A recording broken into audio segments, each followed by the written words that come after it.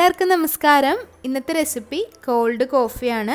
വളരെ പെർഫെക്റ്റായി നല്ല രുചിയിൽ എളുപ്പത്തിൽ തയ്യാറാക്കിയെടുക്കാൻ പറ്റുന്ന റിഫ്രഷിംഗ് ആയിട്ടുള്ള ഒരു ഡ്രിങ്കാണ്. എങ്ങനെയാണ് തയ്യാറാക്കുന്നതെന്ന് നോക്കാം. 3 പേർക്ക് സെർവ് ചെയ്യാൻ പറ്റുന്ന അളവിലാണ് ഇന്ന് ഈ ഒരു ഡ്രിങ്ക് തയ്യാറാക്കിയിട്ടുള്ളത്. കോൾഡ് കോഫി തയ്യാറാക്കാൻ വേണ്ടി ബ്ലെൻഡർ ജാർ എടുക്കാം. അതിലേക്ക് 200 ml പാൽ ഒഴിച്ചു കൊടുക്കാം. തിളപ്പിക്കാത്ത പാലാണ്, തിളപ്പിച്ച പാലും എടുക്കാവുന്നതാണ്. തിളപ്പിച്ച് ആറിയിട്ടുള്ള പാലെടുക്കുക. അതിലേക്ക് 2.5 table spoon coffee powder, instant coffee powder ചേർത്ത് കൊടുക്കാം.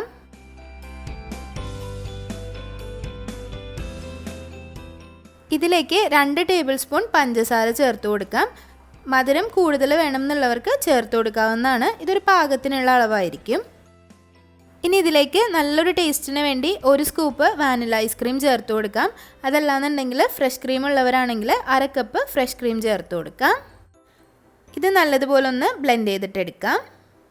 ഇങ്ങനെ ബ്ലെൻഡ് ചെയ്തെടുത്ത മിക്സറിലേക്ക് 1 കപ്പ് പാല് ഫ്രീസ് ചെയ്തത് ചേർത്ത് കൊടുക്കാം. ആദ്യമേ ഈ ഒരു പാല് ചേർത്ത് കൊടുക്കാതിരുന്നത് ആ ഒരു പഞ്ചസാര എല്ലാം നല്ലതുപോലെ ഒന്ന് അടിഞ്ഞ് കിട്ടാൻ വേണ്ടിയിട്ടായിരുന്നു. ഈ ഒരു സമയത്ത് കട്ടിപ്പാൽ ചേർത്താൽ മാത്രമാണ് നല്ലൊരു തിക്നെസ്സിൽ കിട്ടുള്ളൂ. ഒരുപാട് ഷാർജ ഷേക്കൊക്കെ പോലെ ഒരുപാട് തിക്നെസ്സിൽ കിട്ടില്ല. മിൽക്ക് ഷേക്സിൻ്റെ തിക്നെസ്സിലല്ല കിട്ടുക.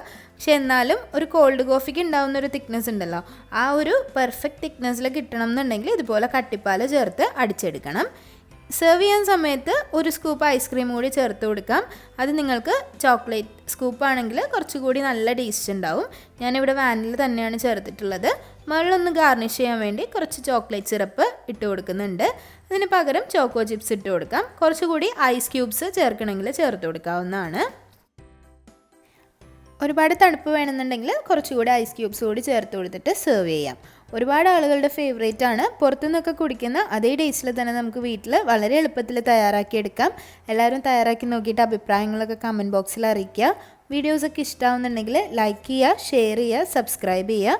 നിങ്ങളുടെ ഫ്രണ്ട്സിനും ഫാമിലിക്കൊക്കെ ഒന്ന് ഷെയർ ചെയ്ത് കൊടുക്കുക. ഇനിയും നല്ല നല്ല റെസിപ്പികളായിട്ട് വരുന്നതായിരിക്കും. അതുവരേക്കും താങ്ക്